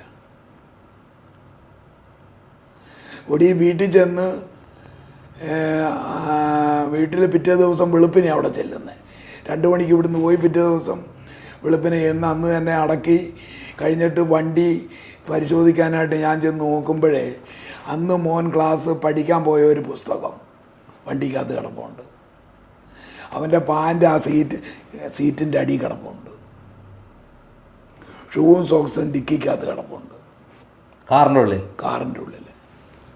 അപ്പോൾ അതെല്ലാമായിട്ടാണ് ഇവിടെ കിടന്നത് ഹോസ്റ്റലിൻ്റെ മുന്നിൽ. അപ്പോൾ ഇതെല്ലാം ഇവിടെ വെച്ച് നടന്ന സംഭവത്തിൽ ഉരിഞ്ഞു പോയ സാധനം അവൻ്റെ വണ്ടി ആക്സിഡന്റിൽ നടന്നു എന്ന് പറയുന്ന സ്ഥലത്തെ ഡ്രസ്സാണ് കാറിൻ്റെ ഉള്ളിൽ കിടക്കുന്നത്. എന്നിട്ട് ഇത് ഉടനെ ഞാൻ വിളിച്ചിട്ട് ഞാൻ ആ ASPയോട് വിളിച്ച് ചോദിച്ചപ്പോഴേ പുള്ളി ഉടനെ അവിടുന്ന് 2-3 പോലീസുകാരെയോ ഒക്കെ വിട്ടിവിടെ വന്ന് രണ്ടാമത് കേസ് 304-നെതിരെ കേസെടുത്ത് ഈ മറ്റേ പിള്ളേർക്കെതിരെ അഡീഷണൽ FIR എടുത്തിട്ട് പോലീസ് അന്വേഷിക്കുക. 2014 മാർച്ച് മുതൽ പോലീസ് അങ്ങോട്ട് അന്വേഷിച്ച് 6 മാസമായിട്ടും അന്വേഷണം അങ്ങോട്ട് പോകുന്നില്ല. ഉടനെ തന്നെ ഞാൻ രഞ്ജിത്ത് കുമാർ എന്ന് പറഞ്ഞ ഒരു അഡ്വക്കേറ്റിനെ കണ്ടിട്ട് അയാൾ മുഖേന CBIക്ക് വിടാനും ഈ ഡോക്യുമെൻ്റ് കിട്ടാനും വേണ്ടി ഒരു FIR തന്നിട്ടില്ല, പോസ്റ്റ്മോർട്ടത്തിൻ്റെ തന്നിട്ടില്ല, എന്തോ ആണ് ഇതിനകത്തെ കാരണമെന്ന് നമുക്കൊന്നും അറിയില്ല. ചോദിക്കുമ്പോൾ അവരാരും ഒന്നും പറയുകയില്ല. കോടതിയിൽ നിന്ന് എഫ്ഐആറിൻ്റെ കോപ്പി കിട്ടില്ലേ? ഇല്ല, കിട്ടിയില്ല. അല്ല, കോടതിയിൽ സർട്ടിഫൈഡ് കോപ്പി എടുത്താൽ തരണ്ടേ? പക്ഷേ അത് അന്ന് അതെന്തോ എനിക്ക് അറിഞ്ഞുകൂടാ. ഏതായാലും ഞാൻ എന്നിട്ട് ഈ രഞ്ജിത്ത് കുമാറിനെ കൊണ്ട് ഹൈക്കോടതി റിട്ട് ഫയൽ ചെയ്ത് 2 എണ്ണം. ഈ ഒന്ന് CBIക്ക് വിടാനും ഒന്ന് പോലീസ് റെക്കോർഡ് കിട്ടാനും. എന്നിട്ട് അത് ഫയൽ ചെയ്ത് 3 മാസമായി കഴിഞ്ഞപ്പോഴേ പറഞ്ഞ് ഒരു കേസേ ഫയൽ ചെയ്തുള്ളൂ, ഒരു കേസ് ഫയൽ ചെയ്ത് പെൻഡിങ്ങിലാണ്. അത് 3 മാസമായി, 6 മാസമായി. 6 മാസം കഴിഞ്ഞപ്പോഴേ ഈ പോലീസുകാർ ഞങ്ങളെ വിളിച്ചിട്ട് പറഞ്ഞു, നിങ്ങൾക്ക് പോലീസ് റെക്കോർഡെല്ലാം തരാം, നിങ്ങൾ ചെല്ലാൻ പറഞ്ഞു. ഞങ്ങളവിടെ ചെന്ന് അതിൻ്റെ റെക്കോർഡെല്ലാം കിട്ടി. അത് വെച്ച് നോക്കിയപ്പോഴാണ് ഈ 304-ഉം 279 വെച്ച് ചാർജ് ആണെന്ന് മനസ്സിലായത്. അപ്പം ഈ രഞ്ജിത്ത് കുമാറിൻ്റെ കേസ് കൊടുത്തിട്ട് ഒരു 2 കൊല്ലമായി അത് ഓർഡർ വരാൻ. അപ്പം ഞാൻ ഇയാളെ വിളിക്കുമ്പോൾ ഫോൺ എടുക്കത്തില്ല. ഫോൺ എടുത്താൽ പറയുക അത് മാറ്റി വെച്ചിരിക്കുക, പിന്നെ വിളിക്കും. അങ്ങനെ പറഞ്ഞ് നമ്മളെ ഉഴപ്പെന്ന് കേൾക്കുമ്പം മനസ്സിലാവുമല്ലോ. എന്തെങ്കിലും പറഞ്ഞു കഴിഞ്ഞാൽ അവർക്ക് ഇഷ്ടമല്ലാത്ത പോലെ ഫോൺ കട്ട് ചെയ്യുകയും ചെയ്യുക. അതുകൊണ്ട് ഞാൻ പിന്നെ ഒന്നും മിണ്ടാൻ പോയില്ല. ഞാൻ എന്ത് ചെയ്തു, ഉടനെ തന്നെ അവിടുത്തെ ഒരു ചീഫ് വിപ്പുണ്ട് അസംബ്ലിയിലെ, അവിടുത്തെ കർണാടകക്കാരനാണ്, ഒരു MLA. അയാളെ പോയി കണ്ടിട്ട് അയാളോട് ഈ വിവരങ്ങളെല്ലാം പറഞ്ഞു കഴിഞ്ഞാൽ അയാൾ നേരെ എന്നെ വിളിച്ചുകൊണ്ട് കൊണ്ടുവന്ന് ജോർജ് എന്ന് പറഞ്ഞ മന്ത്രിയുടെ അടുത്ത് പോയി. അയാളെ ഇതെല്ലാം കാണിച്ചപ്പോൾ അയാൾ എന്നോട് പറഞ്ഞ ബാസ്റ്റാർഡ് പോലീസ് എന്ന്. അയാൾ അവിടെ നിന്നുകൊണ്ട് പറഞ്ഞ ഭാഷ അതാ. മലയാളി ജോർജ് മന്ത്രി, ആഭ്യന്തരമന്ത്രി. പറഞ്ഞിട്ട് എന്നോട് പറഞ്ഞ് എന്നെ ധരിപ്പിച്ചിരുന്നത് വണ്ടി ആക്സിഡൻ്റാണ്, ഇതാണെന്ന് എനിക്ക് മനസ്സിലായില്ല. അതുകൊണ്ട് ഉടനെ തന്നെ ഞാൻ CIDക്ക് വിടാമെന്നും പറഞ്ഞുകൊണ്ട് ഉടനെ തന്നെ കേസെല്ലാം കൂടെ പോലീസിൻ്റെ നിന്ന് വാങ്ങിച്ച് CIDക്ക് വിട്ട്. CID അന്വേഷണം തുടങ്ങി 1 കൊല്ലമായിട്ട് അതും നടക്കുന്നില്ല ഒന്നും. ഉടനെ ഞാൻ എന്ത് ചെയ്ത്, സിജി മലയിലെന്ന് പറഞ്ഞ് തിരുവല്ലക്കാരനൊരു വക്കീൽ ബാംഗ്ലൂരിലുണ്ട്, അയാളെ കണ്ടിട്ട് അയാൾക്ക് CBIക്ക് വിടാൻ വേണ്ടി അയാളുടെ പെറ്റീഷൻ ഫയൽ ചെയ്തപ്പം ഞാൻ ചോദിച്ചു എന്നത്തേക്ക് ഇതാവും? 1 മാസത്തിനാവും ഓർഡർ കിട്ടുമെന്ന് പറഞ്ഞു. 1 വർഷം പോയിട്ട് 5 കൊല്ലമായിട്ടും ആ കേസ് ഇങ്ങനെ നിരങ്ങി പോവാം. ഒടുവിൽ അതിന് ചോദിച്ച് മടുത്ത് ഞാൻ ഒടുവിൽ ആ കേസ് തള്ളിപ്പോയപ്പോൾ അയാൾ അത് റിവ്യൂ ചെയ്യാൻ കൊടുത്തു. അപ്പോഴാണ് ഞാൻ അറിയുന്നത് തള്ളിപ്പോയെന്ന്. റിവ്യൂ ചെയ്യാൻ കൊടുത്ത റിവ്യൂ പെറ്റീഷനും തള്ളി. അതിൻ്റെ മേളിൽ സുപ്രീം കോടതി പോയി. സുപ്രീം കോടതി പോയപ്പോൾ സുപ്രീം കോടതി പറഞ്ഞ് അത് പ്രോപ്പർ കോടതി ഫയൽ ചെയ്യാൻ. അപ്പം ഞാൻ എന്ത് ചെയ്ത്, ഇവിടുത്തെ സ്റ്റേറ്റ് പ്രസിഡൻറ്റ് BJPയുടെ ആളിനെ പോയി കണ്ടിട്ട് അയാൾ മുഖേന കർണാടക മുഖ്യമന്ത്രിയെ കണ്ട് മുഖ്യമന്ത്രി മുഖേന പുതിയ CIDയെ അപ്പോയിൻ്റ് ചെയ്തു. അങ്ങനെ പുതിയ CID 1.5 കൊല്ലം അന്വേഷിച്ച് മോട്ടോർ ഒക്കറൻസ് എന്ന് പറഞ്ഞ് പിന്നെയും ക്ലോസ് ചെയ്തു. അപ്പോൾ ഇത് ക്ലോസ് ചെയ്യാൻ പോകുന്നതിന് ഒരാഴ്ച മുമ്പ് ഞാൻ അയാളെ വിളിച്ചിട്ട് ചോദിച്ചു, സാറേ ആ കേസ് എന്തോ അതിൻ്റെ കൺക്ലൂഷൻ അത് ഞാൻ പറയാമെന്ന് പറഞ്ഞു. അപ്പോൾ എനിക്ക് മനസ്സിലായി ഇയാൾ നമുക്ക് ദോഷമായിട്ട് ചെയ്യുമെന്ന്. അപ്പോൾ ഞാൻ ഡൽഹിയിലുള്ള എൻ്റെ ഒരു പരിചയമുള്ള അഡ്വക്കേറ്റ് ഉണ്ട്, അയാൾ മുഖേന ഇതിൻ്റെ എല്ലാം പടങ്ങൾ എടുത്തിട്ട് ചീഫ് ജസ്റ്റിസിന് രജിസ്ട്രാർക്ക് അവരെ 3-4 പേർക്കായിട്ട് ഇതിൻ്റെ എല്ലാം ഒരു 100 പടം കൊടുത്ത് അപ്പീലും ഫയൽ ചെയ്ത്. അപ്പോൾ ഷാ എന്ന് പറഞ്ഞ ജസ്റ്റിസായിരുന്നു, അദ്ദേഹത്തിൻ്റെ മുന്നിൽ ഇത് ചെയ്യുന്ന ഇത് കണ്ടപ്പോൾ തന്നെ അദ്ദേഹം അതിശയിച്ചു പോയി, ഇതെന്തുവാണെന്നുള്ളത് വെച്ചുകൊണ്ട്. എന്നിട്ട് 304-ന് കേസ് എടുത്തിരിക്കുക മരിച്ചവരുടെ. CRPCയുടെ കാലത്തോളം ഇന്ന് വരെ കേട്ടിട്ടില്ലാത്ത ഒരു സംഭവമാണ് ഹൈക്കോടതി സുപ്രീം കോടതി ജഡ്ജി പറഞ്ഞു. എന്നിട്ട് ഇത് ആരാ അന്വേഷിച്ചതെന്ന് പറഞ്ഞാൽ അവരെ അവിടെ വരുത്തിച്ച് 2 ദിവസം അവിടെ നിർത്തി 1 ലക്ഷം രൂപ കോസ്റ്റ് അടിച്ചു അവർക്കെതിരെ. അടിച്ചിട്ട് CBIക്ക് വിട്ട് ഉടനെ തന്നെ അന്വേഷിച്ച് അതിൻ്റെ കാരണങ്ങൾ കണ്ടെത്തണമെന്ന്. എത്ര കാലമായി CBI? 1.5 കൊല്ലമാകാൻ പോകുന്നു. CBI എന്ത് ചെയ്തു? CBIയും ആ പറഞ്ഞ പോലെ തന്നെ അവരും നടക്കുക അന്വേഷിച്ച്. 2 ചോദ്യം ചോദിച്ചാൽ യുവന്മാർ ഉത്തരം പറയത്തില്ലേ? പ്രതികളോട് ചോദിക്കുന്നത് തോളത്ത് കൈ വിട്ടുകൊണ്ട് ചോദിച്ചാൽ ഉത്തരം അവർ പറയുമോ? അപ്പോൾ അവർക്ക് ചോദിക്കാൻ പറ്റത്തില്ല. എന്തുകൊണ്ട്? അതുപോലുള്ള സ്വാധീനവും പൊളിറ്റിക്കൽ മോട്ടീവും ഫിനാൻഷ്യൽ മോട്ടീവും അതിൻ്റെ പിന്നിൽ അതുപോലെ അങ്ങനെ ശക്തമായിട്ട് നിൽക്കുക. CBI ഞാൻ കവിയൂർ കേസിൽ ഇതേപോലെയായിരുന്നു. കവിയൂർ കേസ് നാരായണ നമ്പൂതിരി കുറ്റക്കാരനാണ്, മകളെ പീഡിപ്പിച്ചത് അച്ഛനാണെന്ന് പത്രത്തിൽ വായിച്ച CBI SP റിപ്പോർട്ട് ഫയൽ ചെയ്തിരിക്കുകയാണ്. അപ്പം എത്രമാത്രമായിരിക്കും അവരുടെ ബന്ധം എന്ന് മനസ്സിലാക്കാമോ? സ്വന്തം അച്ഛനെ തന്നെ കൊലയാളിയാക്കി, ബലാത്സംഗ വീരനാക്കി മാറ്റി, അവസാനം ഞാനാണ് ആ പോരാട്ടം നടത്തി സംഭവം അയാൾക്കെതിരെ കോടതി ഭയങ്കര രൂക്ഷമായി പറഞ്ഞു. ഷെയിം ടു CBI എന്ന് പറഞ്ഞിട്ടാണ് അയാൾക്കെതിരെ, നന്ദകുമാരൻ നായർക്കെതിരെ ഇത് പറഞ്ഞു. അന്ന് മുതൽ എനിക്ക് CBI എന്ന് പറയുന്നത് വിശ്വാസമില്ല. അല്ല, നമ്മളൊക്കെ വിശ്വസിച്ചിരിക്കുന്ന CBI ഒന്നുമില്ല, ദൈവത്തെ പോലെ ആണെന്ന്. സിദ്ധാർത്ഥന്റെ മരണത്തിൽ എന്താണ്ടായേ? പോലീസ് റിപ്പോർട്ട് ഫയൽ ചെയ്ത് അതേപടി ഇങ്ങോട്ട് ഒരു കൊടുത്തു, അല്ല വേറൊരു മണ്ണാങ്കട്ടി നടക്കുന്നേ. എന്നിട്ട് ഇപ്പോഴീ 1 മാസം 1.5 മാസമായപ്പോൾ ഞാൻ അയാളെ വിളിച്ചപ്പോൾ എന്നോട് പറഞ്ഞ് ഞാൻ ഇതെല്ലാം കണ്ടുപിടിക്കും, എനിക്കറിയാം എന്നൊക്കെ പറഞ്ഞുകൊണ്ട് അയാൾ അന്വേഷിച്ചുകൊണ്ടിരിക്കുക. അന്വേഷണ മധ്യേ അതിൻ്റെ ഇൻവെസ്റ്റിഗേറ്റിംഗ് ഓഫീസറെ അങ്ങ് മാറ്റി. തോംസൺ ജോസ് എന്ന് പറഞ്ഞ അയാളിപ്പം ADGP ആയിട്ട് കേരളത്തിലിരിക്കുക. അയാളെ മാറ്റി തമിഴ്നാട്ടിൽ നിന്ന് ഒരാളെ കൊണ്ടുവന്ന് വെച്ച്, അത് കഴിഞ്ഞപ്പോഴത്തേക്ക് ഇയാളുടെ ട്രെൻഡ് മാറി.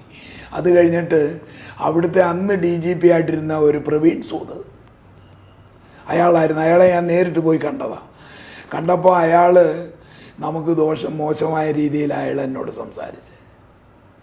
അയാൾ ആ CBIയുടെ ഡയറക്ടറായിട്ടിരിക്കുന്നത്. എനിക്ക് നീതി കിട്ടുമോ? ഹൈക്കോടതി നിരീക്ഷണത്തിൽ ഈ കേസ് കൊണ്ടുവരാൻ എന്തുകൊണ്ടാണ്? എന്നിട്ട് ഹൈക്കോടതി നിരീക്ഷണത്തിലായി ഇത് ചെയ്യാനായിട്ട് സുപ്രീം കോടതി പറഞ്ഞേ 3 മാസം കൂടുമ്പോൾ റിപ്പോർട്ട് കോടതി ഫയൽ ചെയ്യണമെന്ന്. 1 കൊല്ലമായിട്ട് ഒരു വിവരവും കിട്ടാഞ്ഞ് ഞാൻ പിന്നെയും റിട്ട് ഫയൽ ചെയ്ത് ഹൈക്കോടതിയിൽ. ഇപ്പം റിട്ട് പെൻഡിങ്ങില്ല. പക്ഷേ അവിടെ ഒരു സിജി എന്ന് പറഞ്ഞ അവൻ്റെ തന്നെ ഞാൻ ആ കേസ് കൊടുത്തത്. പക്ഷേ ഇത്ര മോശമായിട്ട് വക്കീലന്മാർ കാണിക്കാമെന്ന് പറഞ്ഞാൽ എനിക്ക് 10-38 കൊല്ലത്തെ പ്രാക്ടീസുണ്ട്. ഇന്ന് വരെ ഞാൻ എൻ്റെ പ്രൊഫഷനിൽ നിന്ന് 1 രൂപ പോലും സമ്പാദിച്ച് 1 സെൻറ്റ് ഭൂമി പോലും ഞാൻ വാങ്ങിച്ചിട്ടില്ല. എൻ്റെ അപ്പം തന്ന സ്വത്ത് കൊണ്ടാണ് ഞാൻ ഇന്നും ജീവിക്കുന്നത്. ഞാൻ ഇന്ന് വരെ ഒരുത്തൻ്റെ കണ്ണുതേര് കാണുന്ന പൈസ ഒരാടെയും ഞാൻ വാങ്ങിച്ചിട്ടില്ല. പക്ഷേ ഈ വക്കീലന്മാർ നീതിക്ക് വേണ്ടി എന്ന് പറഞ്ഞ് നമ്മളെ ഏൽപ്പിക്കുന്നവർ നമ്മളോട് കാണിക്കുന്ന കടും ക്രൂരത അതിലും മോശമാണെന്നുള്ളതാണ് എനിക്ക് ഏറ്റവും വലിയ വിഷമം. ഞാനൊരു വക്കീലാണ്, എന്നിട്ട് പോലും നമുക്ക് കിട്ടുന്ന നീതിന്യായവും ഇതേ അവസ്ഥയാണ്. അപ്പോൾ സാധാരണക്കാരൻ്റെ അവസ്ഥ എന്താണ്? താങ്കൾ ഈ കേസ് തെളിയുമെന്ന് താങ്കൾ വിശ്വസിക്കുന്നുണ്ടോ? തെളിയിക്കണം എന്നാണ് എൻ്റെ ആഗ്രഹം. ഞാൻ അതിനുവേണ്ടിയാണ് ശ്രമിക്കുന്നത്. ഞാൻ പോരാട്ടം നടത്തും. ഇത്രയും കൊല്ലം ഞാൻ അതിൻ്റെ പുറകെ നടന്ന് എല്ലാവർക്കും അറിയാം ഇതൊരു കൊലപാതകമാണെന്ന്. പക്ഷേ പ്രതികളുടെ സ്വാധീനവും പൈസയുടെ കൂടുതലും രാഷ്ട്രീയക്കാരുടെ സ്വാധീനവും കൊണ്ടുമാണ് ഇതിങ്ങനെ വരുന്നത്. ഈ പറയുന്ന കോളേജിന്റെ ഡോക്ടറുണ്ടോ ജയപ്രകാശ്, അദ്ദേഹമാണല്ലോ നമ്മൾ സംശയിക്കുന്ന വ്യക്തി. അതുകൊണ്ട് ആ കോളേജുകാരും ഇതിൻ്റെ പിന്നിലുണ്ട്. എൻ്റെ മോനെ കോളേജ് ഹോസ്റ്റലിൽ നിന്ന് മാറ്റിയതും അതിൻ്റെ ഒരു കാരണമാണെന്നാണ് ഇപ്പം ഞാൻ വിശ്വസിക്കുന്നത്. ആ കോളേജിൽ നിന്ന് എൻ്റെ മോനെ കൊണ്ടുവന്നിട്ട് എൻ്റെ മോനൊരു ബൊക്ക വെച്ചിട്ടില്ല. ആ കോളേജുകാർ ഇത്രയും രൂപ എൻ്റെ നിന്ന് വാങ്ങിച്ചിട്ട് എന്താണെന്നോ ഞാനൊരു പേരൻ്റ് അല്ലേ, എന്നോടൊരു വാക്ക് അവർ ചോദിച്ചിട്ടില്ല ഇന്ന് വരെ. അങ്ങനെ ആരെങ്കിലും ചെയ്യുമോ? എൻ്റെ മോൻ്റെ ജീവൻ നിലനിർത്താൻ ആ ഹോസ്റ്റലിൽ നിന്ന് ഞാൻ മാറ്റിയത്. അവൻ എന്നോട് പറഞ്ഞ അച്ഛാ ഞാൻ അവിടെ നിന്നാ അവന്മാരെന്നെ കൊല്ലും ആ മേളിലത്തെ നിലയിലിട്ട്. അതിനുവേണ്ടിയാണ് അവർ പ്ലാൻ ചെയ്യുന്നത്. അവർ പല പ്രാവശ്യം ഇങ്ങനെ പ്ലാൻ ചെയ്തിട്ടുണ്ട്. പക്ഷേ എന്നാലും എനിക്കും കൊണ്ട് വിശ്വസിക്കാൻ പറ്റുന്നില്ല. ഞാൻ MA കഴിഞ്ഞ് LLB കഴിഞ്ഞ് ഞാനിങ്ങനെ ഇത്രയും പലയിടത്തും പോയി പഠിച്ചതുമൊക്കെയാണ്. പക്ഷെ നമ്മളൊക്കെ ഇങ്ങനെയൊക്കെ ആരെങ്കിലും കൊല്ലുമെന്ന് അങ്ങോട്ട് പ്രതീക്ഷിക്കാൻ കഴിയുന്നില്ല. അങ്ങനെ കഞ്ചാവോ കള്ളവോ അടിച്ച് നടക്കുന്ന ഒരാളുമല്ല അവനെ. ഞാൻ ഇന്ന് വരെ എൻ്റെ ജീവിതത്തിൽ വരെ ഒരു ബീഡിയോ ഒരു കള്ളോ സിഗരറ്റോ അങ്ങനെ ഒരു ആരോപണം കോളേജൊന്നുമില്ല. ഇല്ല. അങ്ങനെ ഉണ്ടെങ്കിൽ പറയണ്ടേ? എൻ്റെ മോൻ എന്തെങ്കിലും മദ്യപിച്ച് നടന്നുവെന്നും കുടിച്ചെന്നും പറയണ്ടേ? എന്നിട്ട് ഈ പോലീസ് ഫൈനൽ റിപ്പോർട്ട് കൊടുത്തത് എന്താണെന്നറിയാമോ? എൻ്റെ മോൻ അതിവേഗത്തിൽ വണ്ടി ഓടിക്കുന്നവനായിരുന്നു. അവൻ 2010 കാർ ഓടിച്ച് ഭിത്തിയിലിടിച്ചു. 2011 കാറ് ഗ്രൗണ്ടിൽ കൂടെ ഓടിച്ച് ഭിത്തിയിലിടിച്ചു. അതിന് 1 ലക്ഷം രൂപ ചിലവായി, മറ്റേതിന് 50,000 രൂപ ചിലവായി. എൻ്റെ മോനെ കൊന്ന് റോഡിൽ കൊണ്ടിട്ടേച്ച് ഫൈനൽ റിപ്പോർട്ട് പോലീസ് കൊടുത്തിരിക്കുന്ന. നമുക്ക് ഒരു കുട്ടി മാത്രമാണുള്ളത്, ഒറ്റ മോനെ ഉള്ളത്. വൈഫ് ഡോക്ടറാണ്. എന്താ പേര്? ശ്രീദേവി. എവിടെ വർക്ക് ചെയ്യുന്നു? Kozhencherry medical hospital. താങ്കൾ എത്ര കാലമായി ഈ അഡ്വക്കേറ്റായി പ്രവർത്തിക്കുന്നു? 37 കൊല്ലമായി. പത്തനംതിട്ട തന്നെയാണ്? പത്തനംതിട്ട തന്നെ. ഞാൻ ഇങ്ങനെ ഒരു കൊലപാതകം കണ്ടിട്ടില്ല. എന്ത് ക്രൂരമെന്നറിയാതോ? ഒരാളെ പോയി കിടന്ന ഉറക്കം വരുത്തില്ല. ഇപ്പോഴും അങ്ങനെ തന്നെ. കിടക്കുമ്പോൾ തന്നെ 12 മണിയാകും, 2 മണിയാകുമ്പോൾ എണ്ണീക്കും. ഇന്നലെ ഞാൻ രാത്രിയിൽ ഉറങ്ങിയിട്ടില്ല. എത്രയോ രാത്രികൾ എങ്ങനെ ഉറങ്ങാൻ പറ്റും? ഒന്ന് ആലോചിച്ച് നോക്കി. ഒരു കുഞ്ഞിനെ നമ്മൾ കൈവെള്ള വെച്ച് വളർത്തിക്കൊണ്ട് വരുന്നതാണ്. അവനൊരു ദുഷിച്ചവനോ ഇമ്മോറൽ ക്യാരക്ടർ ഉള്ളവനോ ആണേ സാരമില്ല. ഞാൻ എൻ്റെ കൂടെ തന്നെയാണ് അവനെ 12ാം ക്ലാസ് വരെ കോളേജിൽ കൊണ്ടു നടന്നതും പഠിപ്പിച്ചതും എല്ലാം. ഒരു ലൈൻ വണ്ടിയിൽ അവൻ പോയിട്ടില്ല. അങ്ങനെ പോയെങ്കിൽ അങ്ങനാണെങ്കിലും പിള്ളേർ തെറ്റായ രീതിയിൽ പോകാനായിട്ട് അങ്ങനെ പോയിട്ടില്ല. അവനെ ക്ലാസിക്കൽ മ്യൂസിക്, ശാസ്ത്രീയ സംഗീതം, ഓർഗന്, കഥാപ്രസംഗം, സ്കൂളിൽ 4 കൊല്ലം കലാപ്രതിഭയായിരുന്നു. ഒരു വഴക്കിന് ഒരു പിള്ളേരുടെ അടുത്ത് ഒരു അനക്ഷരം പറയുന്ന സ്വഭാവമല്ല അവൻ്റെ.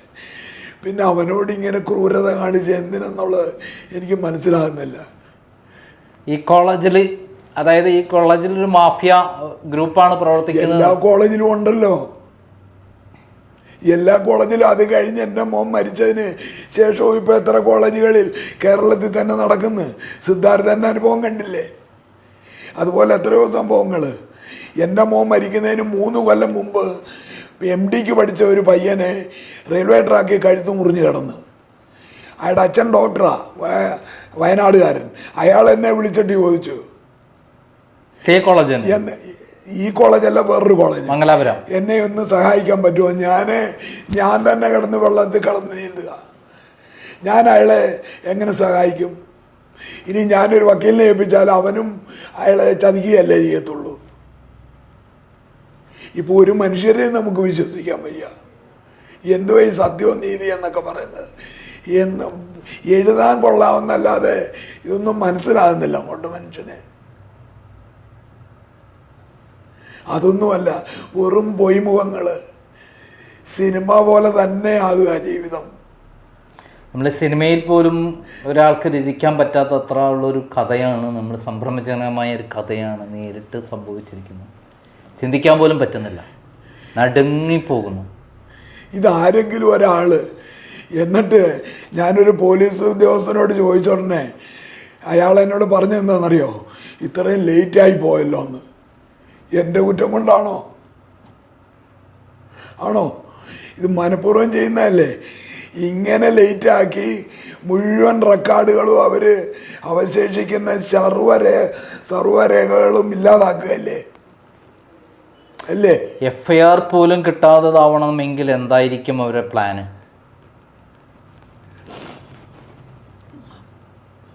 പക്ഷെ ഒരു നീതി സുപ്രീം കോടതിയിൽ നിന്ന് ഒരു ഓർഡർ ഇട്ടിട്ട് പോലും ആ ഓർഡർ കംപ്ലൈ ചെയ്യുമോ അത് കറക്റ്റായിട്ട് ചെയ്യുമോ ചെയ്യാനുള്ള മനസ്ഥിതി ഈ പോലീസുകാർ കാണിക്കാത്തതെന്ന് പറഞ്ഞാൽ ഭയങ്കരമല്ലേ അതൊക്കെ. അപ്പോൾ പിന്നെ ഈ എവിടെ ഉന്നതമായ നീതിപീഠത്തിൽ നിന്ന് പോലും ഒരു കൊലപാതകത്തിന് സുപ്രീം കോടതി പോകേണ്ടി വന്ന് അതാലോചിച്ചോണം. കർണാടക ഹൈക്കോടതി 3-4 റിട്ട് ഫയൽ ചെയ്തതാണ്.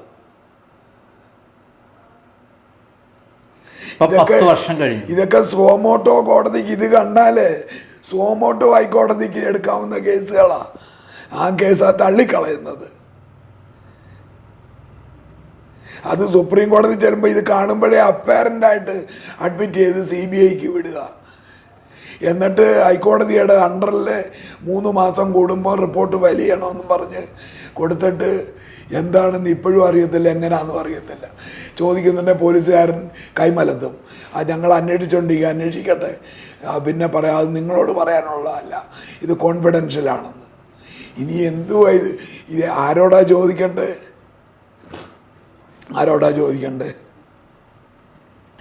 അതായത് ഈ കൊലപാതകം നടന്നിട്ട് ഈ കോളേജിൽ നിന്ന് ആരെങ്കിലും താങ്കളെ സഹായിക്കാൻ എത്തിയോ?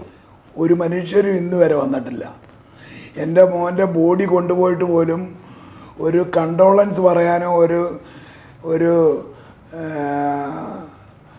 ഒരു സഹായവും ആ കോളേജിൽ നിന്ന് നമ്മളോട് ചോദിക്കുകയോ പറയുകയോ ചെയ്തിട്ടില്ല, ഇതുവരെ ചെയ്തിട്ടില്ല. ആ കോളേജിൻ്റെ ഉത്തരവാദിത്തപ്പെട്ട ആളുകൾക്കെല്ലാം ഇതിൽ പങ്കുണ്ടെന്നുള്ളതല്ലേ നമ്മൾക്ക് മനസ്സിലാക്കേണ്ടത്?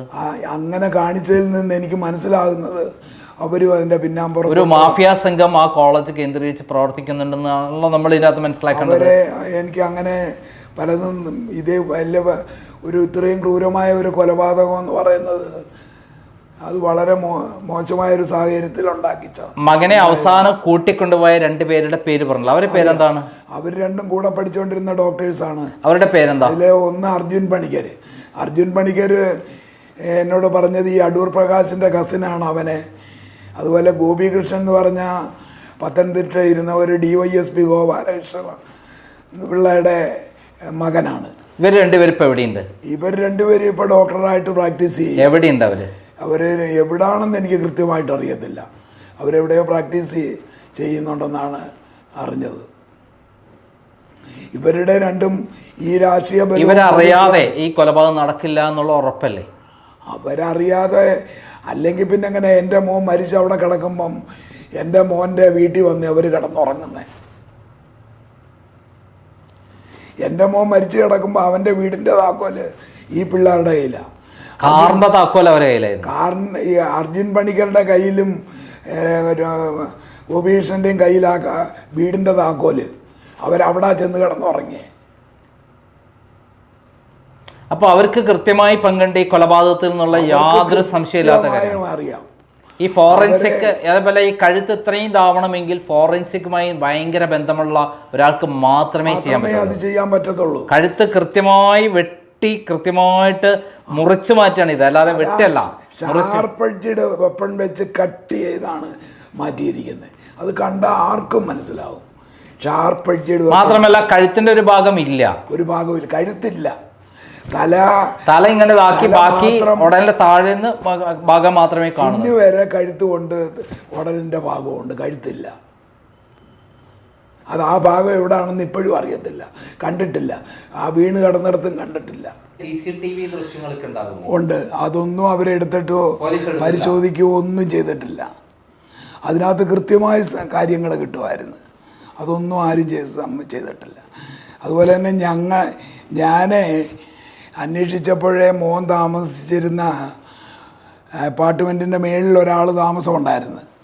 അയാൾ ഈ കാറുമായിട്ട് ഈ കുട്ടികൾ അവിടെ വന്ന് രാത്രി 10 മണിക്ക് എൻ്റെ മോനെ കൂട്ടിക്കൊണ്ട് പോകുന്നതായിട്ട് കണ്ടതാണ്.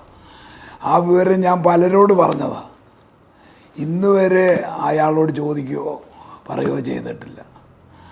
അങ്ങനെ നമുക്ക് ആവശ്യമായിട്ടുള്ള ഒരു രേഖകളും അവർ കളക്ട് ചെയ്യാനോ അതിന് അനുകൂലമായ കാര്യങ്ങൾ ഈ കുട്ടിയുടെ ഡീറ്റെയിൽസ് നോക്കിയിട്ടുണ്ടോ? അത് അറിഞ്ഞുകൂടാ. മൊബൈലെല്ലാം CBIയുടെ ഇല്ല. ഇത്രയും ഭീകരമായ ഒരു കൊലപാതകത്തിൻ്റെ പിന്നിൽ കൃത്യമായ കോളേജിൻ്റെ കൈയുണ്ട്, ആ ഫോറൻസിക് പ്രൊഫസറുടെ കൈയുണ്ട്, അവസാനം എത്തിയ 2 വിദ്യാർത്ഥികളുടെ കൈയുണ്ട്. ഇത്രയും കൃത്യമായി ആ അവസാന രംഗങ്ങളെല്ലാം കണ്ടിട്ട്, ആ ബോഡി കണ്ടിട്ട്, തല കണ്ടിട്ട്, അതേപോലെ ആ പ്രദേശം കണ്ടിട്ട് എല്ലാം തന്നെ ഇതൊരു വ്യക്തമായ ഒരു കൊലപാതകമാണ് നടന്നിരിക്കുന്നത്. കഴുത്ത് വെട്ടിമാറ്റി നടത്തിയ കൊലപാതകം. ആ കൊലപാതകത്തിന് വ്യക്തമായി തെളിവുണ്ടായിട്ടും ഈ 2 വിദ്യാർത്ഥികളാണ് അദ്ദേഹത്തെ കൊണ്ടുപോയിട്ടും യാതൊരു വിധത്തിൽ അവർ ചോദ്യം ചെയ്യപ്പെടുകയോ അന്വേഷണം പൂർത്തിയാക്കുകയോ ചെയ്യാതെ ഇതൊരു ആക്സിഡൻ്റ് ആക്കി മാറ്റുകയാണ് പോലീസ് ചെയ്തിരിക്കുന്നത്. അതിൽ കൃത്യമായി പോലീസിന് പങ്കുണ്ടെന്ന് തെളിയിക്കുന്ന കാര്യമാണിത്. ഇതോടൊപ്പം തന്നെ CBI 1.5 വർഷമായി സുപ്രീം കോടതിയുടെ വിധിയെ തുറന്ന് ഏറ്റെടുത്തിട്ടും ഇത് എവിടെയും എത്തിയില്ല എന്നുള്ളതാണ് സത്യം. നമ്മൾ കേൾക്കുന്ന CBI അല്ല, നമ്മൾ നേരിട്ട് കാണുന്ന CBI എന്നുള്ളതാണ് ഇതിൽ നിന്ന് മനസ്സിലാക്കേണ്ടത്. ഏകദേശം ഒരു മാക്സിമം കൂടിയാൽ 1 മാസം കൊണ്ട് തെളിയിക്കാവുന്ന ഈ കൊലപാതകം ഇന്നേ വരെ എവിടെയും എത്തിയില്ല എന്നുള്ളതിൽ തന്നെ ഇതിൻ്റെ പിന്നിൽ വലിയ കറുത്ത കരങ്ങളുണ്ട് എന്നുള്ളതാണ് തെളിയിക്കുന്നത്. നന്ദി, നമസ്കാരം.